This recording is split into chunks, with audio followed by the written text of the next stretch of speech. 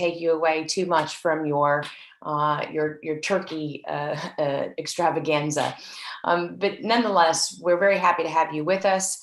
And we've got an excellent set of speakers with us today. Before we dive into the agenda, I would like to start with a few logistics. We are working off of the Zoom platform, and therefore many of you are probably familiar with that. We have a Q&A function that please do use if you have any questions. We'll be collating them over the course of the session. And then towards the end of the discussion of the panel, we'll open it up 20 minutes prior to take on those questions that you send through. So do please send them through the Q&A function. So with us today, a fantastic set of speakers. First, Oliver Wiseman, who is UNDP Global Lead on the Energy Program. We've also got Samir, who heads the Climate Finance at Responsibility. Alison Harwood, Senior Fellow, Global Market Development, the Milken Institute. Sagar Gubi, who's Managing Director at Egar Forge Advisors. And Dhruba Purkayastha, Director of US-India Clean Energy Finance, Climate Policy Initiative. So we'll be hearing a lot more from them as we move through the agenda today. But first, what I'd like to do is turn it over to Oliver Wiseman to give us a background on the introduction to the climate aggregation platform. Over to you, Oliver. Thank you, Justine. Hello, everyone. I'm delighted to be part of this event. I'm at the United Nations Development Programme, and we're very pleased to be jointly organizing this virtual event with our partners, the Climate Bonds Initiative. This event is associated with an initiative we have, the Climate Aggregation Platform, which is funded by the Global Environment Facility, a donor of UNDP's. The main objective of the Climate Aggregation Platform is to advance and raise awareness for innovative solutions to address market barriers for financial aggregation of small-scale, low-carbon energy investments. This is an area that we at UNDP, my agency, feel is a great opportunity to advance. The vision behind this is one which we're all familiar, where if we're to meet our sustainable energy goals, the world is increasingly moving to a distributed approach to providing power and energy services, and we need to look at how we can promote new ways of financing this distributed energy world. We broadly see this issue in terms of the Sustainable Development Goal number 7, addressing clean, affordable, and reliable energy. We see this SDG 7, as underpinning many other SDGs and so critical to human development. And when you look at SDG 7, of course, you can see that today, 780 million people around the world still do not have access to affordable and reliable electricity. 2.8 billion people are without access to clean cooking solutions. So this is what we need to address. Of course, there's a financing need for this and a financing gap. Across SDG 7, which addresses renewable energy, energy efficiency, and universal access, there are estimates that between $1.3 to $1.5 billion trillion a year will be needed. Currently, there's around $500 or $600 billion in investment, so there is a gap there. When you look specifically at energy access, the gap is around $45 billion per year in terms of annual needs between now and 2030. This gap may seem small or large depending on your perspective, but when you compare it to the global bond markets, which in 2020 reached $128 trillion, or even to Tesla's market cap, which this year has gone over $500 billion, that $45 billion for energy access seems a fairly feasible amount to mobilize.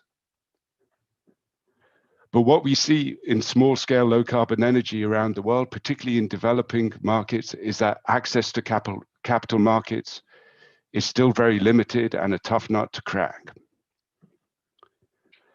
We're seeing really only a small number of initial transactions around securitizing distributed renewable energy. And I'm sure we'll discuss this more in today's event, but there are a number of barriers there around standardization, credit risk, a lack of regulatory frameworks that will likely need to be addressed to open up this market. We believe in this opportunity. We think the opportunity for aggregation in distributed renewable energy assets is there. We also see it across other areas such as energy efficiency, green mortgages, low emission transport. And at UNDP, we're very focused on supporting the evolution of these markets. This particular initiative, the Climate Aggregation Platform that's associated with this virtual event, is looking to promote dialogues both at the global level and at the national level around addressing these market barriers. At the national level, we have an initial set of pilot countries in East Africa where we're having similar dialogues to the one today.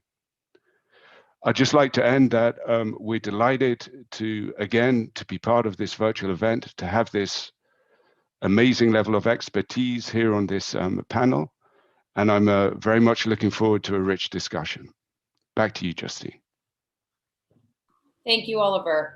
Thank you for giving us those opening remarks on behalf of UNDP. And of course, very much been a fruitful partnership between CBI and UNDP on the Climate Aggregation Platform, an ongoing project that will be carrying through well into the next couple of years. So again, we'll probably hear a little bit more about that as we go along. So what I'd like to do is at least just have a moment where we can see, as I'm sharing my screen, hopefully everybody can see that. Thank you. All right, so I'm the Deputy CEO and Director of Market Development at Climate Bonds Initiative, and I will be, now given going into the agenda, I would like to give a brief state of the market on where we're at, and then we'll move into a discussion with our panelists that we have with us today. But just to give a bit of a sense of background and a bit of information around exactly what we're speaking about in today's session. So first, who is Climate Bonds Initiative? For our listeners, some of you may be hearing about us for the first time. We are a global nonprofit organization that is focusing very much on driving capital, global capital, towards climate change solutions. And that is really looking at all our major sectors of our global economy and deep decarbonization, and underpinned with resilience as well, around how we shift those sectors to a green economy by 2050 and beyond. There's a lot of areas that we focus on. We're well known for our standards and certification scheme that is there to provide credibility to debt labeled products, specifically the green bonds market, which tends to be the poster child we all talk about with sustainable finance, but really making sure the rules of the games are behind the label and making sure that we are delivering on what we need to do in relation to climate investments. We also have a strong policy focus. This is everywhere from supporting governments around the world and public sector institutions on what role they play in helping to foster the development and market growth. And this comes in the case of policy recommendations, technical assistance to public sector, and so on and so forth. We also have a market intelligence side to us, which is tracking data globally on all that is happening within the green finance, sustainable finance market. And this is everywhere from who's issuing, what are they issuing, the trends of the market and what's happening, and reporting on that data that we also hold, which is the largest repository of green bond data globally to date. We've all diversified also into other label products such as social, sustainability, and so on, as we'll discuss a little bit today. And then finally, the capacity building, which really feeds into our regional development programs. We have operations in China, Southeast Asia, India, Africa, and Latin America. And really that is to sort of support local market development where we can, and opening up markets to access the large pools of capital that is on the international stage looking for green as this market continues to gain momentum. So that's enough about us. Just to kind of step back and give, Oliver was quite rightly saying that relative to the securitization market for low carbon assets, and compared to what we're seeing with green bond growth, there's a massive difference here, right? So if you can see the growth that we've been experiencing since 2014, we're now hovering in the green bonds market close to $1 trillion of outstanding debt. And that is an exceptional growth story that has really gained huge attention around the world, and a diversity of different issuers that are accessing the market. Of course, you'll see there within the graph that asset-backed securities, for example, really dominating coming out of the developed economies like the US, for example, Fannie Mae being one of the largest mortgage-backed security issuers for green MBS. That we have seen, and folks like Tesla and so on, which have really helped to contribute to the numbers. And what we're talking about today is really how we unlock this market for developed economies where the greatest potential really lies. And as we continue to see the successes of green bonds, we need to be able to diversify the different types of products that we can bring in to open up access channel of capital. The other part that's come on the back of this has been a diversity of different labels. You hear from Oliver really the importance around being able to achieve our SDGs. And so from that, of course, it is very much about the urgency of addressing climate change, but we also have a number of other environmental challenges before us, social challenges in light now of the COVID global pandemic that has hit us in this year. So the market is reacting. And I think the main take-home message is investors are demanding this. The level of demand that we have in the market today is 10 times oversubscription rates on average. And so this is really, no surprise that we're beginning to see a diversity of different products to meet that demand coming into the market. And green loans, of course, being a huge area of growth. And in many key markets around the world, for example, China, this is a huge opportunity to expand on. But of course, honing back into the emerging market space, just recently, CBI put in place an investor survey that took a deeper dive into really getting a better understanding of where the investor appetite lies. We in the developed economies have negative interest rates operating in our investments. We are basically paying our pensions to store our money. And this really is looking for areas at which this investment can gain yield, but also at the same time, safe investments with a return that will also potentially deliver on green. And that's a lot to ask for. It's a lot of conditions to be met. And so in the emerging markets, the challenges very much lie around anywhere from currency risk to credit rating and deal size. So we really need to be thinking about how we can channel this capital in a way that meets the opportunity, the investment pipeline across low carbon asset space, and really thinking about how we can become more innovative in that respect. And you can also see the currency is really heavily dominated by hard currency, followed by a bit of diversity coming out of different other currency options. And one of the things that has been interestingly developing is the appetite for local currency debt that we are seeing from European investors, but again, still very limited in the fact that much of that local currency debt coming from very large scale issuances and very high credit rating, mostly sitting around the sovereign space. So moving into our, specific topic today that we're really going to be diving into the details on. I mean, securitization is not a new concept in this market. We know that this is something that is a model that works and has been working around the world, most notably in markets like the US. And China and so on. But it's really looking at the ways in which we can leverage securitization as a way to finance low carbon assets at scale. Things that can be defined as green when the underlying cash flows relate to low carbon assets or where the proceeds from the deal are earmarked to invest in low carbon assets.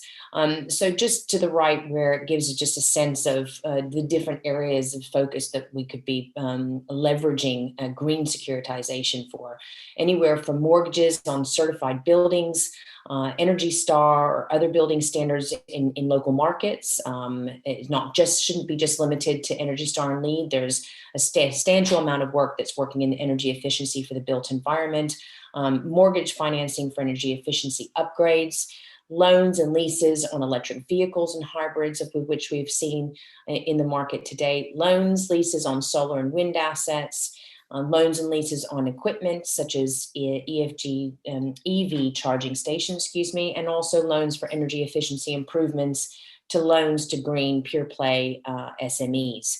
So green ABS issues to date include primarily mortgage-backed securities, but there's also the emergence of PACE, asset-backed securities, loans for energy efficiency improvements, solar, and auto ABS. So green ABS is picking up globally. Just to give you a snapshot from the latest numbers that we had produced up until 2017, we're expected to be publishing a new latest state of the market report in this in the ABS global sector in Q1 next year. But here gives you just a breakdown of sort of the leading countries around the world who are picking up on this. And 2017 had a straight up shot because of Fannie Mae's issuance when they decided to enter into the market, recognize the opportunity that they had there. And then also by issuance by type. So anywhere from solar to RMBS, CMBS, auto, synthetic. China's ABS market also captured, and receivables and lease receivable ABS. So low carbon loans and assets around green mortgages, leases on EVs and hybrids we've been seeing, solar or wind, anything on supporting equipment and energy efficiency improvements. Again, just to give you a bit of a snapshot and on that. And also with PACE, ABS deals reaching roughly at about 4.3 billion. Renovate America, of course, Renew Financial, and New Green Energy. These are property asset clean energy loans fund the upfront cost of energy efficiency and renewable energy improvements on resi and commercial properties. Loans are paid back through the property tax bills. We've also seen a lot in the solar industry, roughly at about 2.5 billion. I'm sure that we will all discuss today that could be a hell of a lot more, but from what we've been able to capture, some of the examples here around solar ABS that's secured on cash flows from solar assets, backed by lease payments and power purchase agreements, and some backed by loans to fund acquisition and installation of solar panels. 89% really coming from the US market. Other receivables of asset-backed asset mix, 18 totaling around 7.7 billion. And as you can see the breakdown there, a lot of it's coming from the auto industry, followed by energy and the other key sectors, as you can see below, public transport, water, buildings, and adaptation. So challenges, by no means is this, across the board or generalized across all markets, but some of the things that are picking up out of the work that we've been doing in different markets around the world. Majority of infrastructure financing is being done by the banking sector. Some of the constraints around that is lending capacity is limited for long dated assets such as infrastructure, credit exposure limits to the power sector specifically, plus priority lending requirements. Recapitalization pressures also contribute to the constraints. So capital recycling really needs to be stepped up. And again, I'm sure we'll dive a bit more into the details around this when we move over to our guest speakers. So really scaling up green securitization, again, not applicable to all markets. Some markets in the developed economies have managed to move forward. If I think about the Latin American region more specifically, but maybe in areas of India and Southeast Asia, these are real issues to be had. We'll hear more about that. So improving contractual law enforcement, creating dispute resolution institutions for the sectors labeled as green, address court backlogs for these sectors. Another area may be widen priority sector lending to include green assets and securitization. So promoting green definitions to enable tagging of loans as green. I think there's a tremendous amount of work that can be done there. A lot of this is really unpacking what is possible, including list of green agricultural activities for microfinance and agri-banks. Of course, a lot of our focus today will probably hone in a lot on the energy sector, but the agri space is something that we have seen quite a bit of advancements happening in Brazil with credit receivables model that has been doing very well. And we'll be hearing a lot about that in our webinar series as part of this tomorrow from some of our practitioners. Warehouse platform to buy standardized loans with support of MDBs. Multi-originator platform makes it easier and faster to assemble collateral pools. Creating standardized documents. This will definitely come up in our discussion today. I think this is one of the major barriers to market growth to date for everything across EVs, rooftop solar, energy efficiency loans, and green mortgages. And finally, bond guarantees. We really need to be having risk mitigation measures in place, which, to some extent, the securitization model is trying to achieve that. But of course, there may be other needs of guarantees, for example. So that kind of gives just a very brief overview and highlight that I appreciate our speakers will be speaking to in a little bit more depth. So what I'd like to do is move into our discussion with our esteemed panelists. And I'll start with having everyone kind of do a round of introductions, give our listeners a sense of who you are, where you're coming from, and some of the key areas that you're focusing on in this market. So I'd like to invite Alison Harwood, please, as our first panelist. Okay, thank you very much, Justine, and very happy to be here on this Thanksgiving Day. So my name again is Alison Harwood, and I am a senior fellow at the Global Market Development Group at the Milken Institute. And for those of you who don't know, the Milken Institute is a think tank which is working on very practical solutions to big challenges, mostly focused on finance and health. And the Global Market Development Group does a lot of work on building capital markets in emerging market countries.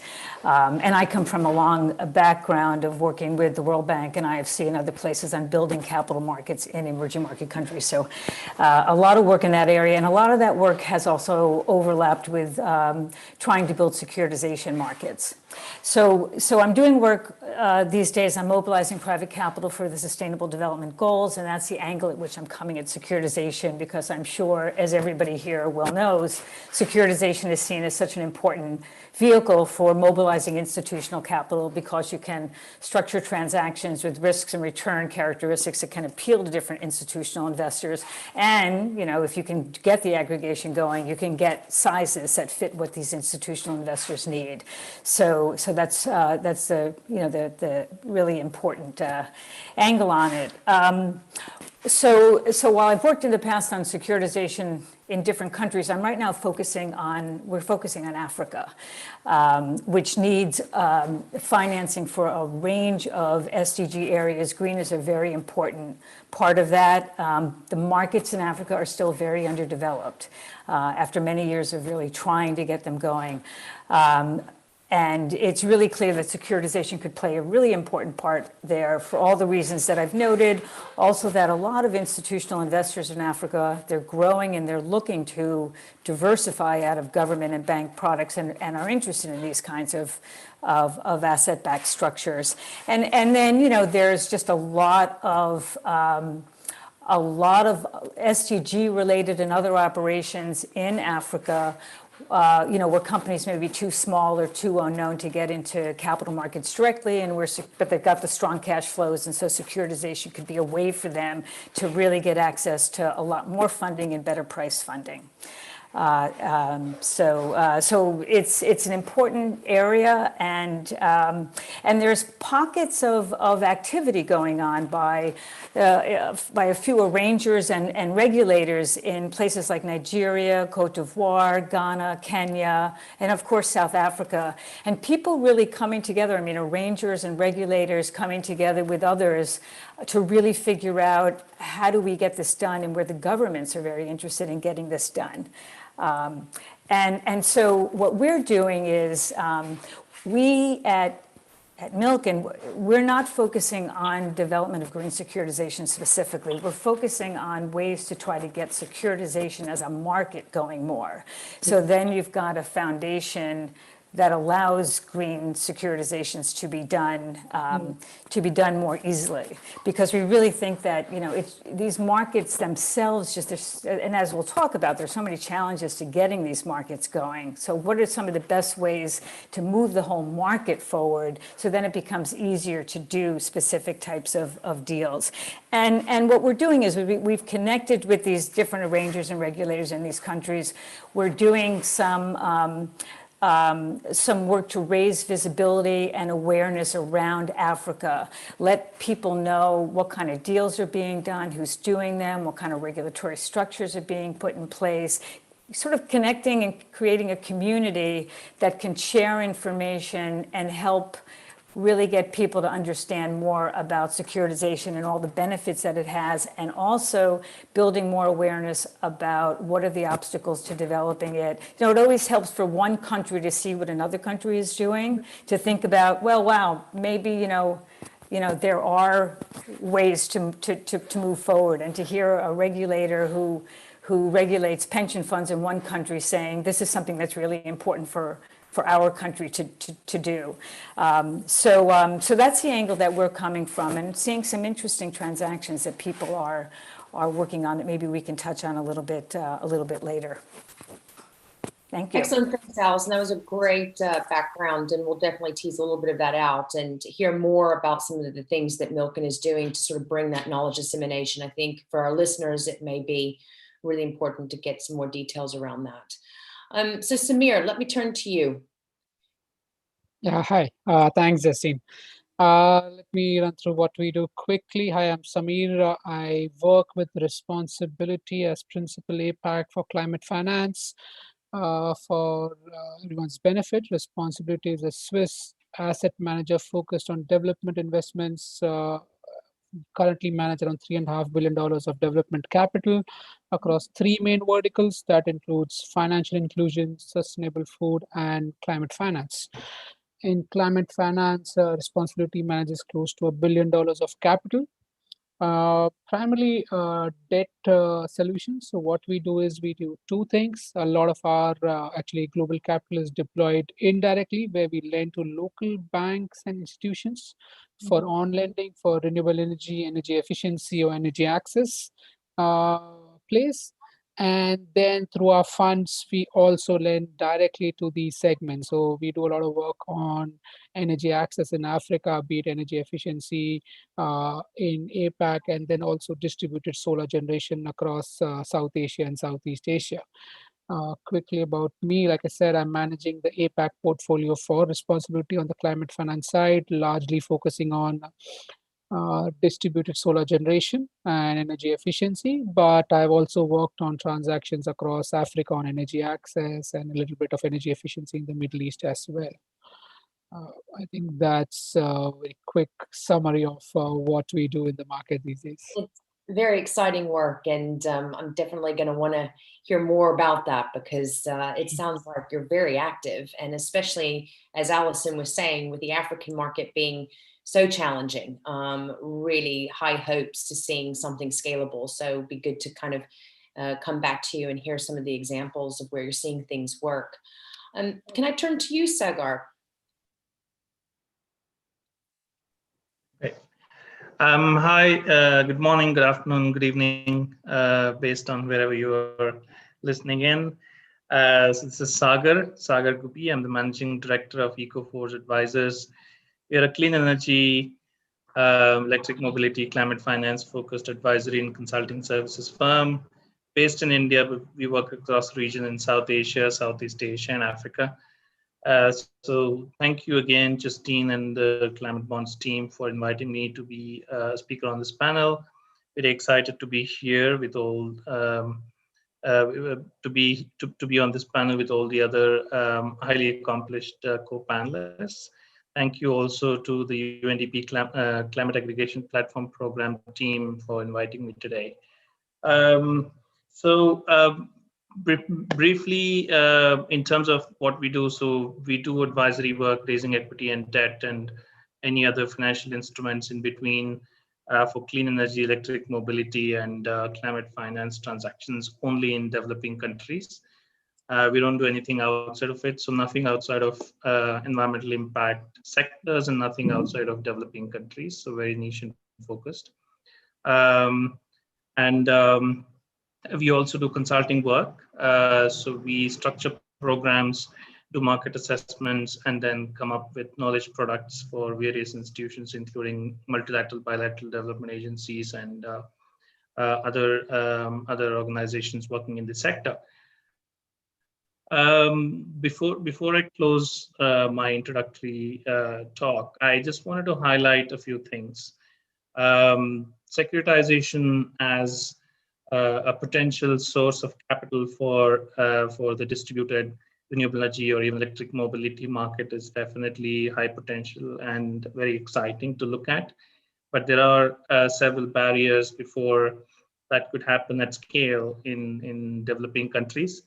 It could include things such as lack of depth in the debt capital markets itself, limited amount of credit information about the underlying assets that could be securitized. So there's information asymmetry also involved. The asset class itself, whether it's distributed renewables or electric mobility, is not very well understood by many of the investors. There are also issues around standardization of assets, which is sort of slowing down the potential for warehousing kind of transactions. And then, many other issues that we'll probably touch upon as we go along. But there are also some very exciting developments that have happened very recently, which I think would bring in more capital and more interesting, innovative financial transactions into the market. The first one of that is a growth in public market focused ESG funds in the region, particularly in Asia. So India, for example, has had a series of ESG funds, mutual funds that are sort of available for even retail investors to purchase, have been launched. As of today, I remember, if I'm not wrong, there are more than 7 ESG funds that are operational in India, and as they sort of grow in their assets under management, it would potentially be interesting for them to look at securitization/warehousing type of transactions for distributed solar or electric mobility. So I think that's a very interesting new development. Similarly, Thailand has 3 ESG funds. The Thai pension fund last year actually made a commitment to make more ESG compliant investments, the largest Thai government pension fund. And Philippines BDO Trust also launched its first ESG fund this year. So there's a lot of very exciting developments there from the institutional investor side. That's a really interesting me diving in. I've really got to find out more about that, Sagar. So, and I'll let you keep going on your different areas that you're seeing. But that ESG fund focus, is this coming from any kind of regulatory reform, or is this all voluntary at this stage, the pension funds? Well, in terms of the Thai pension fund, I think there was a push from the government to do that. But then apart from it, the ESG funds that are launched in Thailand are privately launched. It's just purely based on investor interest.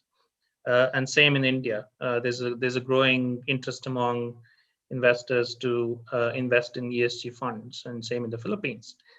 So in terms of pension funds, yes, there was a government regulatory push, but otherwise the private pension, mutual funds are entirely based on the investor interest. Yeah. So that's one very exciting development. The second exciting development that I see is a growing interest in sort of trying to combine SDG impact, corporate social responsibility into sort of the social/environmental impact bond markets. Grameen Impact, for example, has done some very interesting work in this space in India together with the Acumen Fund, including a small $70,000 sort of impact bond that they raised for Fourth Partner Energy, which installed 100 kilowatt plus solar for a foundation in southern India. And that was an SDG fund coming from corporate social responsibility type funds, but it was still structured as an SDG impact bond. And the third very interesting development that I see, which is happening in this space, is a growing HNI interest in distributed solar as an investment asset class. So you do see quite a few wealth managers and asset managers who advise HNIs across the region, where HNIs come back and say, can we invest in a whole portfolio of, let's say, rooftop solar assets, for example. So that is also sort of a growing market and growing potential source of investments to this sector. So I'll stop there, but these are very interesting and exciting developments which we can talk more about. Excellent, and we will definitely be teasing a little bit more about that. And I can see Allison shaking her hand because I was already seeing the connection from the Africa piece. So we'll definitely make that exchange here in a few minutes. Dhruva, may I invite you please to introduce yourself and give us a bit of background to your areas of focus. Yeah, thank you. Good afternoon, morning to all. My name is Dhruva Purkayastha. I currently work with Climate Policy Initiative, a global nonprofit institution focused on enabling climate finance. My current work, though, is India focused.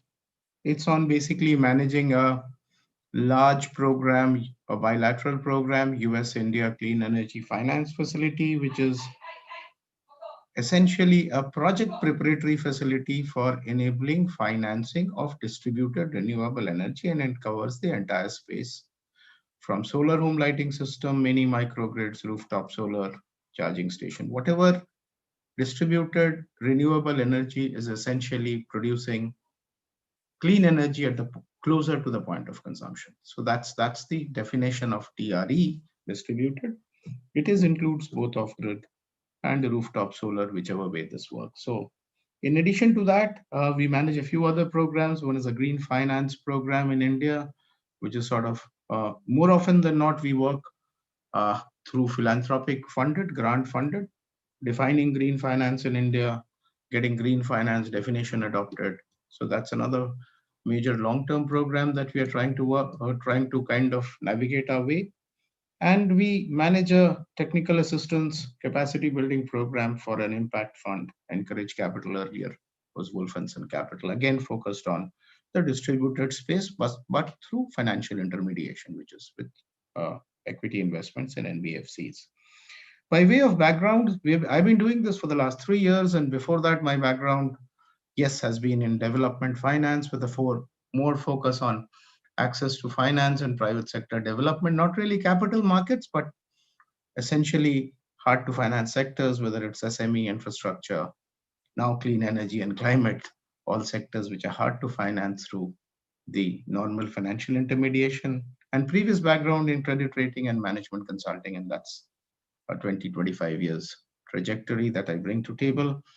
And I think I was very kind of, as Oliver started this discussion and this focus, and I kind of saw those numbers. And when we are talking of access to electricity or access to clean energy, 780 million people do not have just about access to electricity and clean cooking, over 2 billion people, and which is a kind of a report, SE for All recently, which we also worked in, and I was going through it recently. And yes, there is a lack of finance and lack of investment in each of these areas, notwithstanding the fact that there is lower amount of investment per se going into it, whether it is needs to be enabled. So when we talk of small scale renewable assets getting securitized and transferred to capital market, that is the most natural cycle of financing that should happen. However, that doesn't seem to happen naturally. And here, by the way, it did not happen easily in infrastructure either. So which was large scale, ticket size was not a problem, individual assets, but it did not happen. But we park that. Here we have one step more complex situation where the need for aggregation is there. There are limitations in the capital market regulation. There are limitations in bond market depth and width, credit information, secured lending systems, all of it. We can talk of that. But I think it's an important for the world towards SDG 7.1 to be able to circulate this capital, whether it is in India, China, whether it is in Africa, where it's most needed in terms of access. In terms of the overall climate goals and bringing India into the focus, see, ultimately, India and China needs to get their act right on climate, or the world does not meet it. So that's the bottom line that we stand in terms of whether 2 degree or 1.5. If India, China does not get it right, it does not get met. In order to get that right, the circulation from financing towards capital markets in India is also extremely important.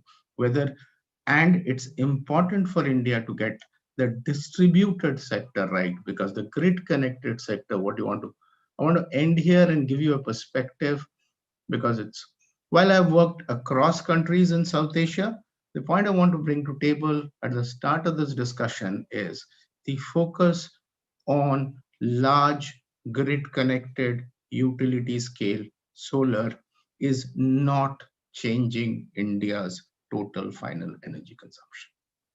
It's changing only incrementally.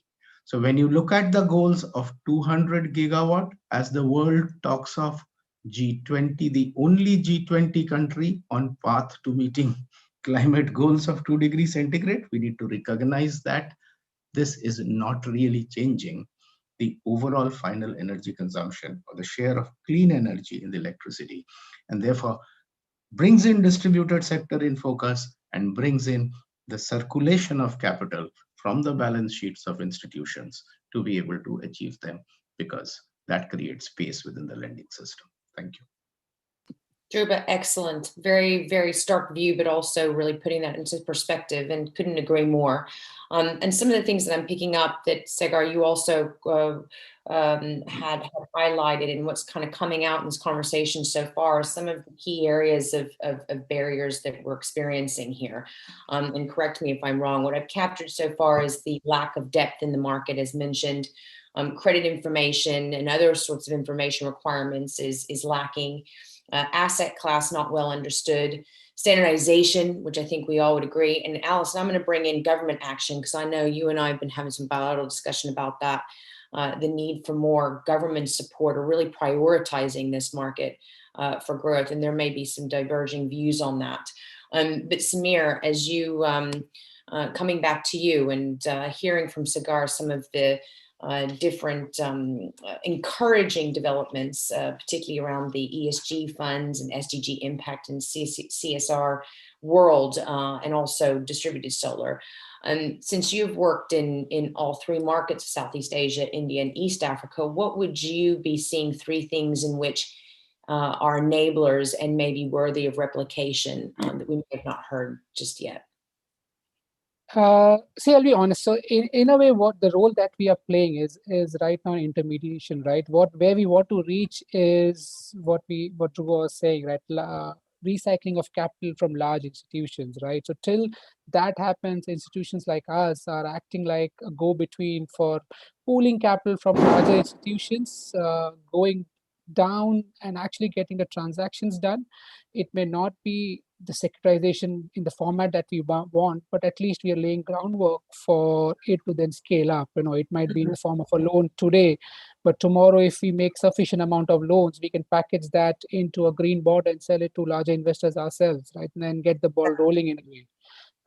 So it is, I'll not call us a warehousing kind of a player, but our idea is that till there are players who take this seriously enough, and the ESG is a good start, but they are also focused. The ESG funds are kind of evaluating large companies on ESG parameters and investing in those as per the ESG benchmarks that they have. So it's not today, currently, it's not really solving the problem that we have on the ground of getting capital to the sectors that need it the most, or getting it to the people who need it the most because they are underserved, or all the issues that we face. So I still believe there is some kind of time away till we reach that, and we need institutions like us, a few DFIs to kind of step in, get the ball rolling in these segments, help in aggregation of capital and recycling of capital, be it India, be it Southeast Asia or Africa. And all three markets are quite different, right? India is a big enough market for us to focus on. What we are doing right now is like, we started doing distributed solar, which is rooftop or open access projects. Now, slowly we have started moving towards energy efficiency, be it waste recycling, be it IoT-based systems. And the common theme we are trying to do is, because we understand, analyzing credit is an issue, trying to use the same lens of finding companies that service large CNI kind of players, right? So even though the company themselves might be early stage, the customers that they service are large industries, right? So in a way, it reduces some of the risk that's there. It makes the product large enough. It makes the analysis of the credit risk in that kind of transaction easier, and it helps build a track record for the sector in general, right? A lot of these sectors itself are new and upcoming, so you don't have a lot of track record for it to become a bond market product yet. Exactly. So what kind of size are we talking about, Samir? What size are you operating in, and who usually tend to be the investors that you're accessing? So right now, okay, what we do from our funds ranges anywhere from $2-3 million on the bare minimum on the Africa side, but on the APAC side, we start with $5 to $6 million, going up to 15, 20, or even $25 million ticket sizes when we lend to these transactions. In Africa, we have been in the range of $2-3 million to around 10, 12, or even 14, $15 million for the larger energy access players. Our investors till now, I think, largely have been European DFIs and IFC, a few European governments, but now we see interest from a lot of large private investors also coming through. The mainstream investors have started talking about, at least evaluating investment houses like us, where they can place 30, 40, $50 million in a single ticket. Early days for us as well, but at least there is progress. There is a discussion now that we see happening in large private or commercial investors, as we'll call it, in supporting players like us as well. So in next 12 to 18 months might be critical in how we see this scaling up, but we see positive discussions actually happening. Brilliant. That's fantastic. I want to turn it over to you, Allison. Please feel free to sort of react to some of what you've heard so far. And I think one of the things that stands out for me was around this ESG fund. You were mentioning about mobilizing some of the local pensions in the African market. We know South Africa and, of course, Nigeria have that huge potential. And knowing that there's this growing ESG-focused funds, even in places across Southeast Asia, it really excites me, given we have a program there. So, Allison, do you see sort of any ways in which maybe getting through an ESG fund or something along those lines could get some things moving in Africa? So probably. I mean, I haven't been hearing as much about that, more about just regular pension funds, insurance entities. But I wanted to mention, because again, when I look at this as a development process, and having, seen for so many years how hard it is for securitization to develop, the way a lot of people in Africa are starting to look at it is where are the cash flows, right? Where are some places that have good cash flows, that have some performance history, that can help get deals out there so you can get the regulations in place, you can get the investors understanding more about what this is all about. And there's been some interesting transactions, and a lot of them are more what we would call business-based. They're not about securitizing through a bank, a loan to a business, but securitizing some of the flows from the business themselves. And so, for instance, and you'll hear about this tomorrow because Sunny Ayeri from Nigeria is going to be talking about some of these deals he's done where he has securitized bus ticket receivables from a company that has a concession for the Lagos municipality. It's securitized about 33 million, has like a $33 million transaction. He did another one with some receivables related to some government activities for like $65 million with 5-year bonds. There's in Ghana, they securitized in a program of up to 1.5 billion tax receipts. They related to something totally different, but the government could then take that money, and it raised, I think, something like $1.1 billion through issues of 7- and 10-year bonds to put that into green. The bus ticket receivables, you could maybe do those for buses that are hybrids. In Cote d'Ivoire also, they securitized some energy receivables from a partially state-owned enterprise company that, again, I think these were more accounts receivables, but again, they had, a strong track record. So, I kind of look at it as it's so hard to get this instrument going. Start with some things where they're better known places, they're better known activities, and the deal itself is very transparent. I think some of the things we've also heard from the investors is we want things that are simple and transparent. And if they can see that there's a business behind those flows, they're not the kind of flows that you can kind of originate to distribute and all the other things that scared people. Because 2008 is still a bit of an obstacle for a lot of people, right? Exactly. That if you can come up with some deals that make investors feel more comfortable, that can help. And so, these are, pockets here and there. It's not like there's an explosion of this happening, but to try to build off of things, like this, and then it would be wonderful to then link that with some of what you're doing on the green side, and you and I talked a little bit about this, to maybe help some of these countries identify where there could be green transactions that could be done, building off of what they've done so far. Exactly right. Allison, what about the development banks? I mean, given your background after time at IIT, where do they play a space in this? And are we seeing, we were hearing obviously from Samir that some of them coming in as buyers. Yeah. What could we be seeing more of? Yeah, and this is a really important issue. And the general view right now is that when you think about securitization as a really great blended finance operation, what people really expected, right, was that the development finance organizations would be there taking the first loss positions, and they would de-risk a lot of these structures, rather than continuing to do a lot of direct lending. And there's been some concern that they need to do a lot more of that. One of the things that we heard, from IFC is that IFC really understands this and has been making a lot of changes internally. It's kind of like moving a big ship around, right? That they have been building up some more technical assistance capabilities, because technical assistance is also an important part of supporting these transactions and the environment, but also that they've got this something that they're calling the private sector window, where they got a large amount of money, of IDA money, which allows them to provide the kind of risk mitigation guarantees and take positions that they really have had difficulty doing without that money. So I think we can expect to see, at least from IFC, more of that kind of role. And possibly more from other DFIs as well. This has been a big shift, right? Of particularly when you're trying to go into lower income countries, it's a big shift for a lot of DFIs to take on all this extra risk. So, I think they're gearing up more to do that. I think it gets to a point now where there's just not a choice, right? Like this Yeah. is actually their role. And I think there's been a Right. long-standing history of a lot of lending and to some extent a lot of investing. Right.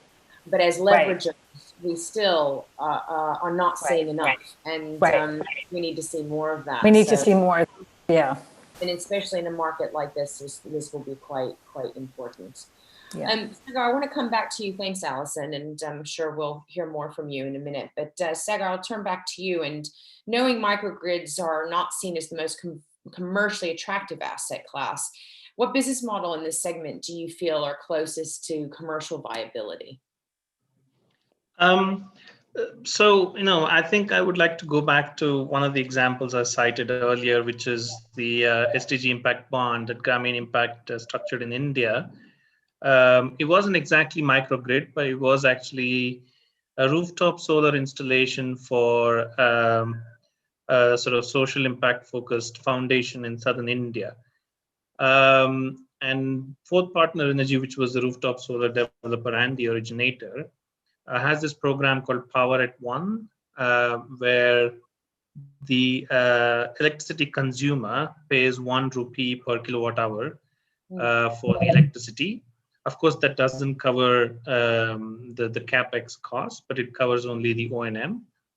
And then the CapEx basically is what Grameen Impact raised from a whole bunch of, I think, foundations and impact investors and CSR funds, and it was placed as it was used to sort of finance the capex of the rooftop solar asset. And then it was still a bond, so there is still a repayment angle to it, but it's not commercial repayment terms. It's probably not even 100% repayment terms. I think you only need to repay a portion of it. But basically, structures like this are coming in. So if there isn't a commercial viability angle to a microgrid, for example, then models like this can be explored. And in India, for example, any company, any private or even publicly listed company with annual revenues above a certain limit have to contribute 2% of their revenues for CSR. It's mandated by the government. And that has sort of unleashed a lot of funding for social impact sectors, health, education, water, sanitation, and also energy access in India over the last few years. And that's just India. There's a lot of other countries where CSR funding is available from several private sector companies, in Thailand, Philippines, in Vietnam, and Indonesia as well. So I think these SDG impact bond structures where there is an element of repayment, but not 100%. There is an element of concessionality, but not 0%. And there is still an element of impact as a way of returns and not necessarily financial returns that you structure into a bond. And then you actually have a bond product that could potentially work for non-commercial microgrid type of assets as well. That's excellent, Sagar. Maybe I'll have Dhruva comment a bit more to that, and really what can happen to make the solar home systems and microgrids be more viable than they are now? Yeah, thanks, Justin. So if you look at microgrids, mini grids, I think their viability is at places and in countries where the grid has not really laid down the last mile. Now, if I pick up countries in Africa, I'll give you examples. Ethiopia and a whole host of other sub-Saharan Central African countries, but amongst the large population countries, it is Nigeria, it is Kenya, it is Ethiopia, Sudan. So that's where the cost for all stakeholders to reach the grid over there is probably the economic cost is high relative to creating micro and mini grids. So given that the situation today, we have storage costs coming down, we have solar costs coming down, So the reason where in locations, so the entire electrification drive essentially has an alternative from the central utilities today. Coming to India, the problem is microgrids and mini grids have gone down. Solar home lighting systems have gone up, or they have a viable market. And what do people use them from? Because the quality of electricity is intermittent. But India has reached last mile connectivity, and today, over the last, let's say, 5 years, 300 million households have been connected, which means there are wires. So wires are there to the last mile. I'm not saying electricity necessarily flows consistently. So therefore, solar home lighting systems, and what are they? They are consumer products. Therefore, they are essentially a packaged system which 20 years ago were used in the urban settings also. And even today in the urban settings, you are using backup power, which could possibly be done by solar, but not in high-rise apartments. Definitely the space is not there for that matter. You could have systems over there. So the viability of mini grids, solar home systems remains viable as long as you have poor quality of electricity not getting sustainably supplied, the distribution utilities struggling with respect to their finances. In India, that's a long story, but parking that distribution utilities in India are in a financial mess. There are a variety of reasons for that. So that is the point. If I can take a couple of minutes more to come to the topic of what we started with. We started with what you started with is the financial aggregation of small scale RE assets. Whether it is solar home lighting systems, mini grids, I think the most commercializable, most bankable solar RE asset is what goes by the name of rooftop solar. It need not be on the rooftop. It can be, as long as it is a small ground mounted activity which is producing close to consumption. Rooftop does not necessarily mean rooftop. There is a lot of space across in institutions, in warehouses, all across the country, particularly in India, and should be the case in many other countries. So I don't think mini grids are viable in India, but in order to get them to it needs financing. It needs financing from the banking system. Now, beyond the financing from the banking system, which itself is a constraint, which itself is not so simple, when we turn to, let's say, asset-backed securitization, possible, that needs standardization. All of it is brought in. India is a large securitization market.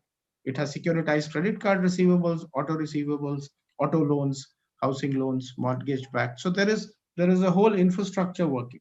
Now, how do we solve this gap to transcend from the financial warehousing as an intermediate step? For sure, that's required. But more importantly, I need to I want to make one important point, that having done 3 transactions in a scale which is not even 0.1% of what the market needs, does not prove. Pilots do not make it happen. They give you a perspective of possibility, which then become a mirage going forward. Why? It is important that we change the institutional gaps in the system, and that institutional gaps lie in 2 areas. One, in order to make that happen, you need a secured lending dimension where these assets need to be registered with collateral registries, which is not the case today. So the identification, so even home loans were not possible 5 years ago because you never had a mortgage in India, neither an English mortgage nor an equitable mortgage. So what point I'm making is, so these needs to be recognized as assets. So there is an institutional credit information systems gap, one.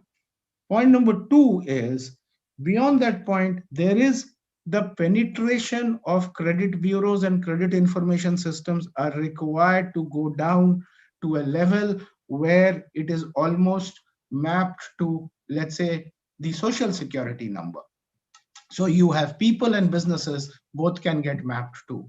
So the information on credit quality, the ability to get the assets as collateralized in an institutional system of registry will then allow this movement to happen, where now these are credit infrastructural aspects which need to be solved in India for this to come in. First, of course, is a question of whether there is adequate bond lending to scale. But assuming we reach there, first, distributed remains important, step number one. And I believe distributed is pretty important and very important, distributed energy. Two, there has to be a financing to distributed. If you look at distributed energy, the targets were 40 gigawatt. It's nowhere close to its 5-6 now, not getting achieved. So India is nowhere close. Assuming that happens, we now next need to see the circulation of capital from the bank balance sheet to the capital markets.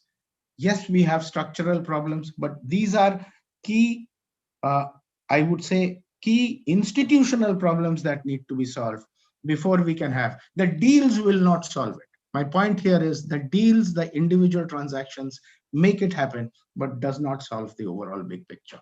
Thank you. What do you think of that, Samir, when you hear that? Do you agree, disagree? Maybe Sagar also speak to that a bit? No, it's a fair point. See, what Dhruva is talking about is the long-term strategy, right? So for us, in the end, we are investors in the market. Till that happens, that's an ideal situation, right? We want to work towards that. We need people to work toward that. The way we see it is, till that time, we have to keep lending to the space, right? We cannot, we can use forums like this to push for standardization, more credit history, but we cannot say that we will stop lending to the space till that happens, right? When it happens, the way we interact with the segments will change, but we might be able to do more securitizations. It will be easier to kind of lend against collateral even to individuals. But right now, the reality is it's not there, unfortunately. That will really scale it up.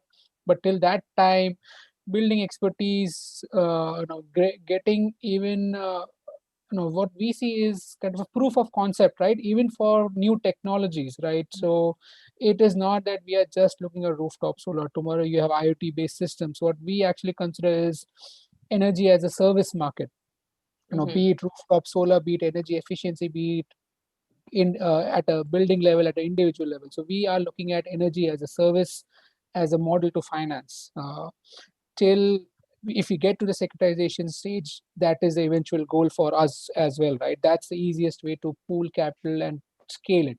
But till we get there, we need to support these early stage companies. So for our investors like us, we will continue to do kind of lending. We will be it Asia, be it Africa, support newer business models with the hope that something scales up, right? Today, the hope is that electric mobility, we see a lot of companies coming in.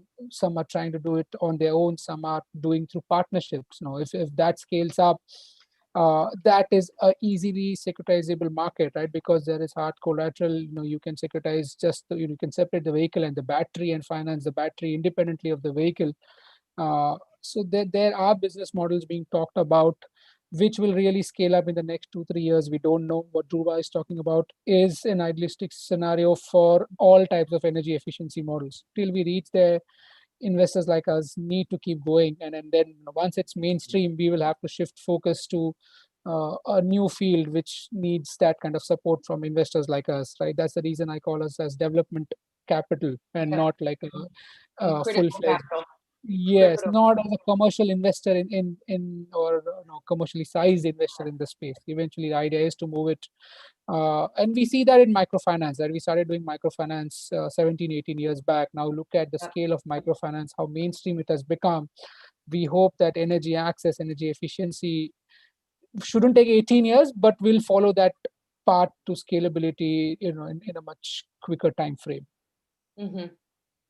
And Sagar, you agree with that? I mean, Dhruva's laid out some pretty clear institutional challenges there. I mean, are we close to achieving a shift there? I mean, it just sounds like we're still far away, although some promising signs. What's it really going to take to see the changes from the institutional front? I think Dhruva is absolutely spot on target as always. The institutional structure, the asset registries itself, and then just treating these loans and these cash flows as assets itself is it's quite far-fetched in a typical sort of domestic Indian investor mindset. And the institutional structure sort of needs to come in. There needs to be a trust in the credit bureau information that you actually can access. So all of that is definitely quite premature in a country like India.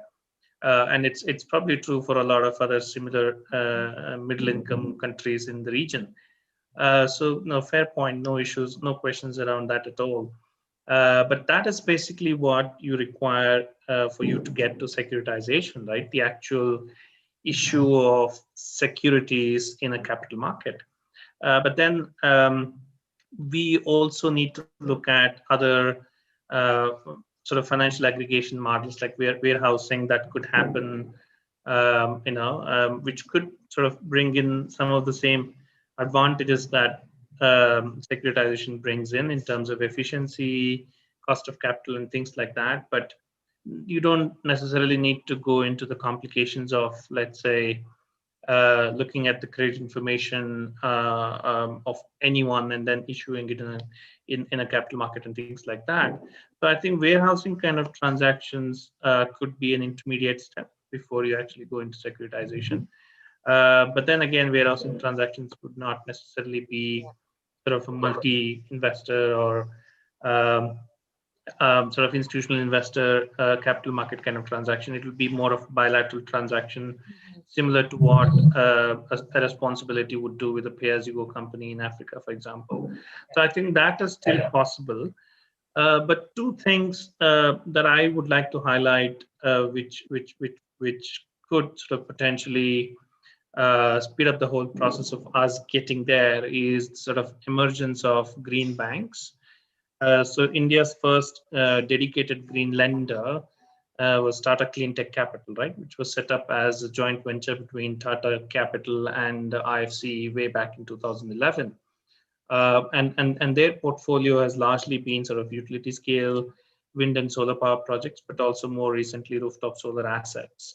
But as they sort of keep scaling their distributed solar and other sort of renewables and electric vehicle and energy efficiency assets, they might actually be someone who could think of securitizing some of these loans, right?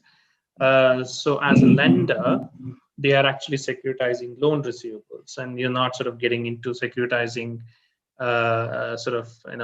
bus ticket receivables or even PPA receivables for a rooftop solar asset. So my sense is that maybe that might be an easier market to crack.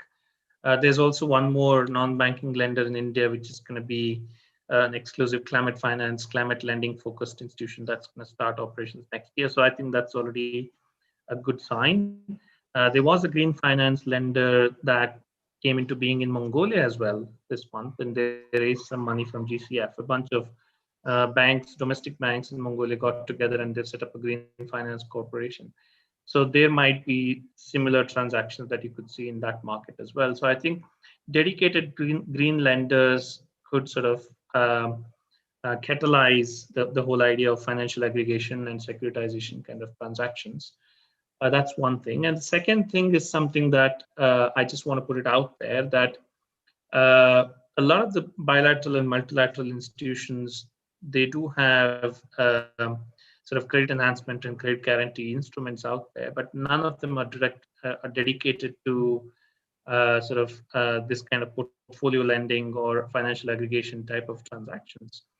So you don't have a credit enhancement product from, let's say, an IFC dedicated to rooftop solar assets originated by either a single originator or multi-originator kind of model. I think this was explored a few years ago with CPI, but I think maybe there wasn't enough demand. So it's still a chicken and egg kind of story. Do you bring the credit enhancement product first before the actual aggregated portfolios start flowing in? Or do you wait for the aggregated portfolios to flow in before you introduce your credit enhancement product? So I think that's one sort of issue that you keep coming across. So when you do have a decent portfolio of assets ready to be aggregated and financed, you don't have a dedicated credit enhancement product in the market, right? So so maybe IFC could take the lead and introduce one product somehow and see if anything comes out of it. But yeah. Excellent, Sagar. So look, I can't believe it. The time has flown. We are about 15 minutes before we're to close. And so I do encourage our listeners, we have a few questions in the Q&A. Anyone that has been raising their hands, I've been seeing a few of them pop up, but I won't be calling on you for the fact that we need to do all Q&A through the Q&A box. So please do put those through. Before we turn it over to our listeners for a few questions in the minutes that we have left, probably good to do. We've heard there's a lot that has come out that I've taken note at in terms of the different recommendations for scale, and some really great ones. So some closing remarks from all of you as we end, and raise anything around any kind of way forward that we may have missed, and what you would like to see in hopes that this market will achieve the goals that we all expect it to do. Allison, can I turn to you in your closing remarks? Yeah, thank you. Yeah, so again, I'm looking at this from the standpoint of getting securitization as an instrument going. So that's kind of parallel to what you're doing in focusing on green. And I guess focusing on how do you get securitization to be a known and usable instrument in a country, because that itself is a big challenge. I guess I think you really need a lot of government support to get this going. I'm not saying that governments, obviously none of us think that governments should be out there doing the transactions. But I really think that at least in countries like Africa, it really helps if the government is expressing a strong commitment to this instrument. As we have to finance our SDGs. This is a really important instrument that needs to happen. And it really helps create some of the buy-in that you need, so that you don't have the tax authorities putting in taxes that make these deals impossible to do. There's a lot of this cross-cutting stakeholder type stuff that happens in any capital market, and you need everybody on the same page, to try to make these work. And that gets down to a lot of the kinds of issues that you all are talking about at the sector level. If this is important to do in green, then some of these sector issues, and I'm not saying these are easy, but I think the country should be putting frameworks in place like what the EU recently did. I think that that for their simple, standardized, transparent. You define it, you make it clear what it is, you give preferential treatment if it's done in good ways, which is another point. I really feel more and more that the government has just got to give some incentives to help get this market going, the way they do in the green bond markets. The first mover costs are just too expensive, and they've often been a real obstacle. So grants and different kinds of tax incentives. So. And then I think you really, again, like you see in the thematic bond, you've got to get these cross-cutting working groups together. Where is the pipeline? What are the obstacles? How do we address them together? You just get much quicker and better solutions that way. And then I think countries should be, because I'm looking at, again, getting securitization moving, I think they should really be picking some low-hanging fruit deals to do. Find things that have some well-recognized cash flows and work on securitizing those. So again, you're educating everybody in the process of actually getting those deals out there. And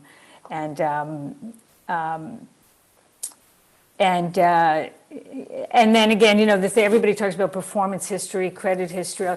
People should figure out, what do we want to target, and start building that data now, because it takes a lot of time. But let's not start complaining in 3 years that we don't have the data. Let's say we know we're going to want to go after these areas. Let's get that data going now, so it's available. And then again, like we were talking about before, you really do need more credit enhancement coming in from places like DFIs and foundations to make these, to make the whole structures work more. So, it's always this laundry list of things that need to be done, but they're all very fundamental, and it just doesn't happen without these things happening. It's just a fact of life that all of us have seen. So, Yeah, I mean, I like your point around the low-hanging fruit. It's an interesting Yeah. one because if I look at the development of the green bonds market in a sense, this was very much around the pure plays and spending a lot of time on the structure of, Right. reporting and either just the model behind the label. Yeah. With really straightforward assets. Investors understood them, and there was no Right. questions, and it was really more about process. And I think that point really hones in here as well. It rings true because I think that don't complicate it all in one go. Don't complicate it all in one go. Find things that are simple, that are understandable. They may not be in exactly the place you want them to be, but they'll get some of that early stage development stuff done for the instrument itself. Thanks, Allison. That's a really great summary. Samir, can I turn to you? Some final thoughts. Yes. So, see, I'll be honest. What Dhruva and Sagar are saying, I agree with that. Right, as a long-term strategy, that is what really makes sense. I think in what I'm struggling with is the interim period till we get that going. Yeah. We are trying our best. We are trying all things that are available, be it bond markets, be it future flow securitizations, be it loan receivable securitizations. Idea is to kind of aggregate as much as capital as we can, right? Be a channel to invest, and at the same time try and support new business models, new technologies that are coming out. I think that we shouldn't lose sight of that as well. Most of these business models, not just lack of data. A lot of these technologies themselves need to be vetted out, right? We need track record not only of the consumer of the product, but the product itself needs to have a track record of performance in the field, not pilot tested in R&D labs. So till that kind of comes in, there are a lot of problems, small steps that needs to be taken.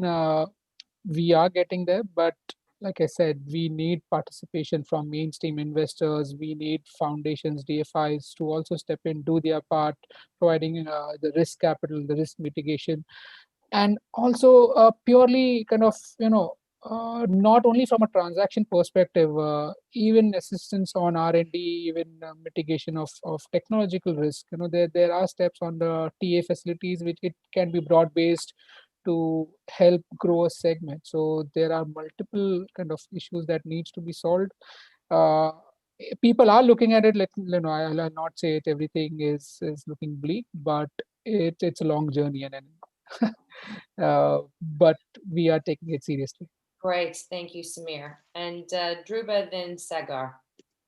Final words.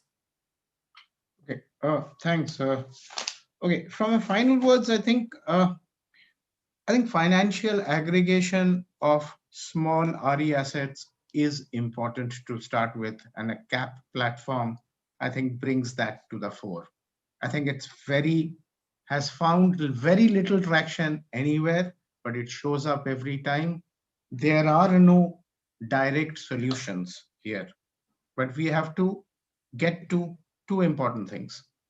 Part one is, securitization is not an end itself, it need not necessarily be done, because what we want here to happen is we can aggregate the assets from smaller lending institutions to larger, because you need that scale. Because if we have to bring in capital markets, then all the points that are being discussed, they cannot be left out and said that will get solved over a period of time. Because the basic difference between banking is you're doing the assessment yourself, you're doing the transaction. You can do a 5 million transaction, you can do a 1 million transaction, if that, you can do a 1 billion transaction. But the moment we go to capital markets, we have to rely on an external information provider.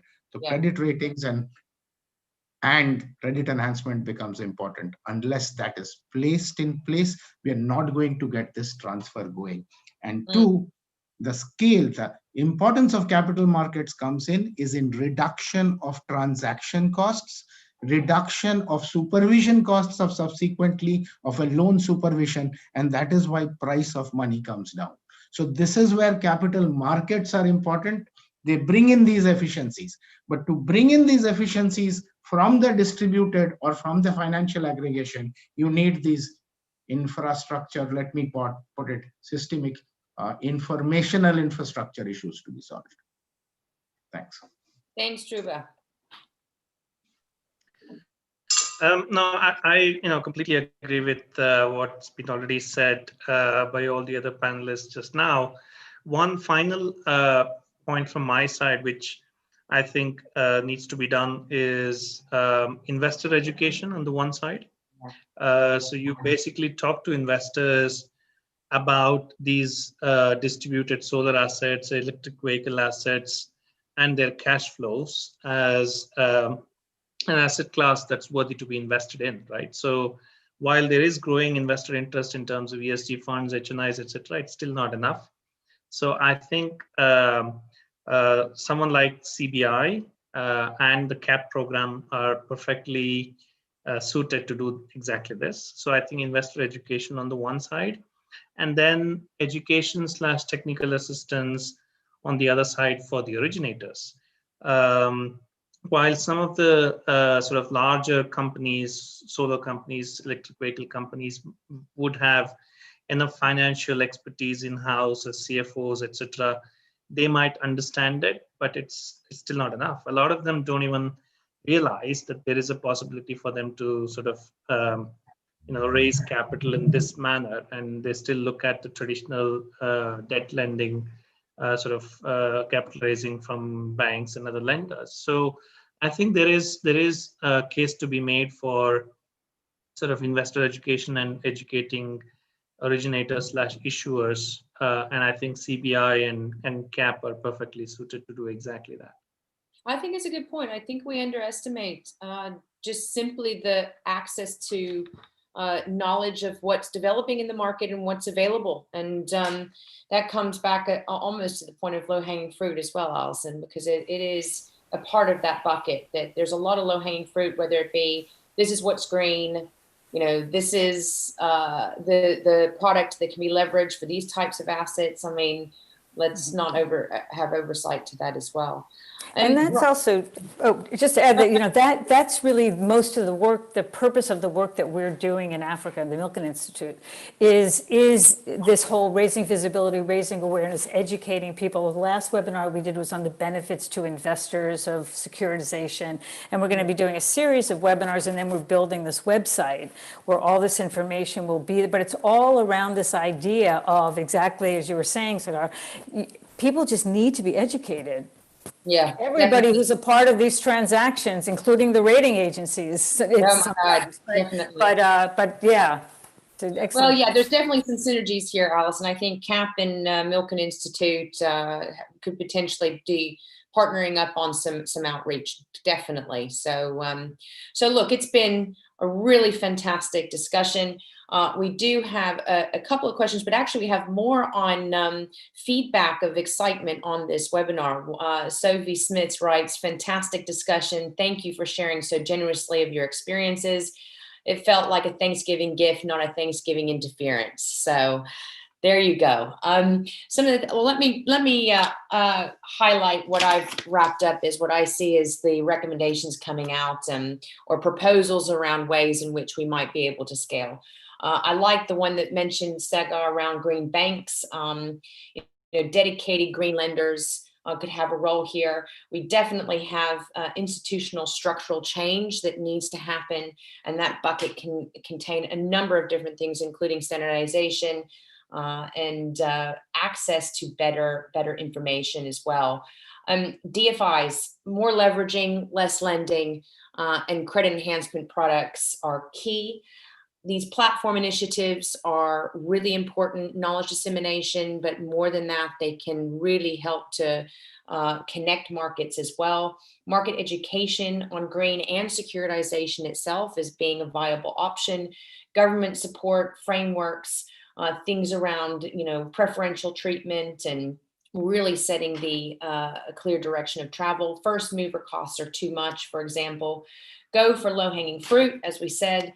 And R&D support, I thought was a very good one from Samir, and investor education. So I'm sure there's even more we could add to that, but those really seem to be the ones coming out of the conversation today. So I think with that, given we're about 3 minutes away. I mean, there was a few questions that maybe our panelists could answer in the chat. We have from Nani Swami, any entry points on how law can play a role on these issues at the national and or local level would be much helpful and appreciated.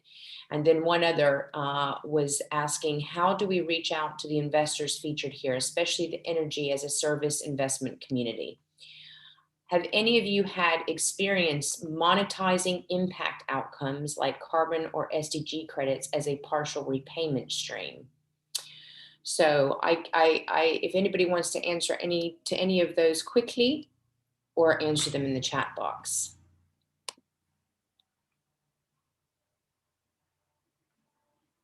Okay, with that in mind, I want to thank our speakers. Fantastic discussion. I greatly appreciate you taking the time, especially on a holiday day. And Allison, go enjoy your Thanksgiving dinner, or at least get it prepped before you can eat. And thank you to everyone else for joining us. I really, really enjoyed the conversation and having a chance to engage with you. And to our listeners, thank you for chiming in. Thank you. Thanks, Thank Yasin. you. Thanks for setting it up. Thanks, Thanks, everyone. Thank you. Bye. Bye. Okay. Thank you. Bye-bye. Thanks. Bye-bye.